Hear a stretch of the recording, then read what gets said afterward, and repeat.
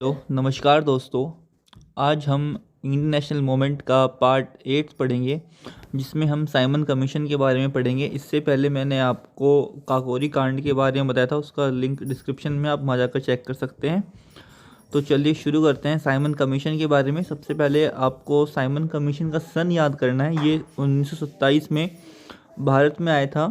इसका जो कारण था, भारतीय शासन अधिनियम 1919 की समीक्षा करने के लिए कमीशन बनाया गया था।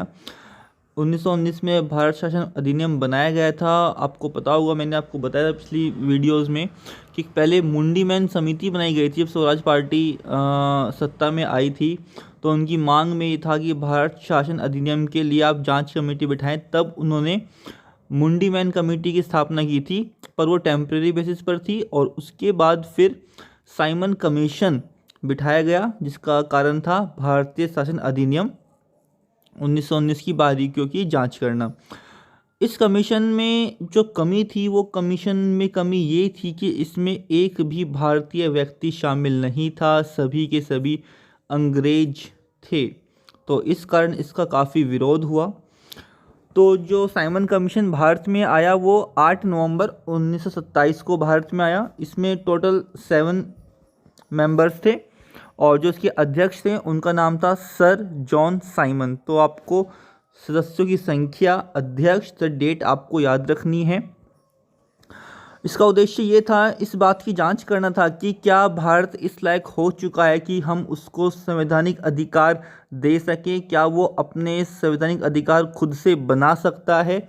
इस बात की इस कमीशन को जांच करनी थी।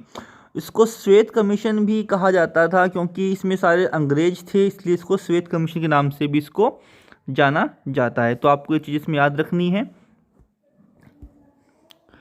फिर हम बात करते हैं इसकी रिपोर्ट के बारे में। तो जो इसकी रिपोर्ट आई थी, रिपोर्ट में 2 मुख्य बातें कही गई थी। पहली मुख्य बात ये थी, केंद्र में उत्तरदायी सरकार के गठन का अभी समय नहीं आया है। मतलब केंद्र में अभी उत्तरदायी सरकार नहीं बनाई जा सकती, भारत अभी इस लायक नहीं हुआ है।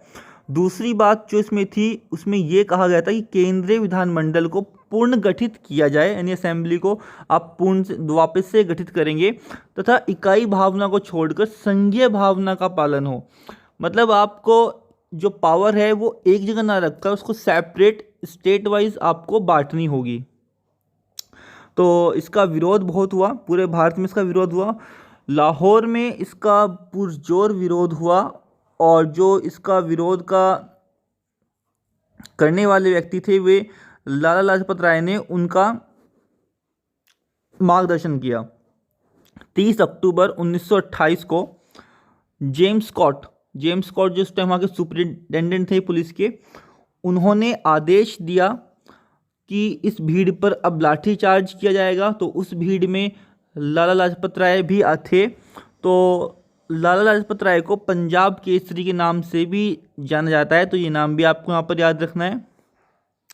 तो जेम्स स्कॉट के आदेश के बाद जब लाठीचार्ज हुआ तो लाला लाजपत राय की भी उसमें वहाँ पर काफ़ी पिटाई हुई, वो काफ़ी घायल हो चुके थे, तथा उनकी मृत्यु 17 नवंबर 1928 को हुई। 30 अक्टूबर को उनको लाठी से पीटा गया तथा लगभग 17 दिन बाद उनकी मृत्यु हो गई। तो जब उनकी मृत्यु हुई तो इस चीज़ से पूरा देश काफ़ी आक्रोश में था, सभी को बहुत गुस्सा आ रखा था। तो इसका बदला लेने की बात की गई। 17 दिसंबर 1928 को उप अधीक्षक सैंडर्स के दफ्तर, सैंडर्स जो वहाँ का उप अधीक्षक था, वो बाहर निकला तथा भगत सिंह तथा राजगुरु ने उसको जेम्स स्कॉट समझकर उस पर गोली चलाई। उनका मानना यह था कि हम जेम्स स्कॉट की हत्या करने के बाद लाला लाजपत राय की हत्या का बदला ले लेंगे। परंतु उस टाइम वहाँ पर सैंडर्स बाहर निकला था, जेम्स स्कॉट बाहर नहीं निकला था। भगत सिंह ने उसके सिर पर गोली मारी थी और इसको लाहौर षड्यंत्र केस भी कहते हैं। तो यहाँ से आपको सैंडर्स का नाम, जेम्स स्कॉट, और ये कौन सा केस था, ये लाहौर षड्यंत्र केस था। इसमें आपको यहाँ पर इनकी डेट याद रखनी है, 30 अक्टूबर 1928 को जो विरोध हो रहा था, तथा आपको यहाँ पर उनकी मृत्यु की डेट भी याद रखनी है, लाला लाजपत राय जी की। उसके जब उन्होंने सैंडर्स को मार दिया तो वो वहाँ से भागकर कोलकाता चले गए। भगत सिंह कोलकाता चले गए थे और वहाँ पर उन्हें कई क्रांतिकारियों के साथ उन्होंने बैठक की, मीटिंग की, बहुत मिले वहाँ पर बैठ के, तथा उनकी मुलाकात वहाँ पर चंद्रशेखर आज़ाद से हुई। तो चंद्रशेखर आज़ाद और भगत सिंह के नेतृत्व में क्रांतिकारियों की बैठक हुई। वो उन्होंने वहाँ पे एक फैसला लिया कि हम 7 अप्रैल 1929 को केंद्रीय असेंबली में बम फेंकेंगे। तो यहाँ पर ये निर्णय हुआ कि हम 7 अप्रैल को केंद्रीय असेंबली में बम फेंकेंगे।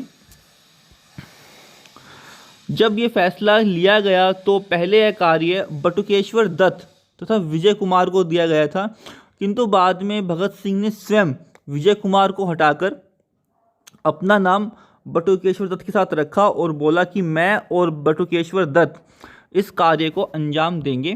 उस टाइम जो केंद्रीय असेंबली थी उसमें 2 बिल पास होने थे, दोनों ही बिल भारत के खिलाफ थे। जो पहला बिल था वो था जन सुरक्षा बिल और जो दूसरा बिल था वो था औद्योगिक विवाद बिल। जो पहला जन सुरक्षा बिल था वो उठते आंदोलन को समाप्त करने के लिए बनाया जा रहा था, तथा जो दूसरा बिल था वो मजदूरों को हड़ताल का अधिकार ना देना से संबंधित था।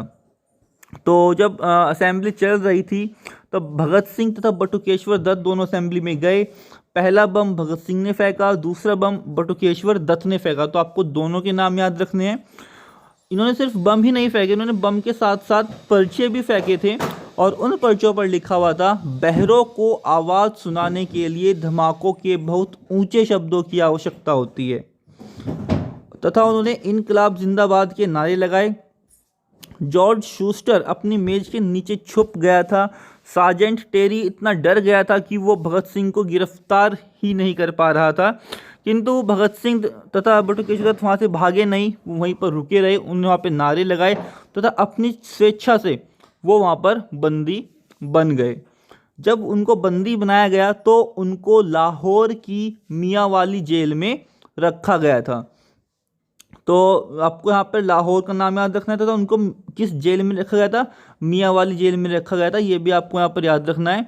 बटुकेश्वर दत्त को उम्र कैद की सज़ा हुई थी तथा 7 अक्टूबर 1930 को फैसला सुनाया गया कि जो भगत सिंह हैं उनको फांसी दी जाएगी, और जो फांसी का दिन था वो 24 मार्च 1931 तय किया गया था। फांसी में भगत सिंह, राजगुरु और सुखदेव तीनों के नाम थे, किंतु जो अंग्रेज़ों को यह भय था कि यदि हम भगत सिंह को समय के अनुसार फांसी देंगे तो ये फांसी पूरी नहीं हो पाएगी, लोग इसका बहुत पुरजोर विरोध करेंगे।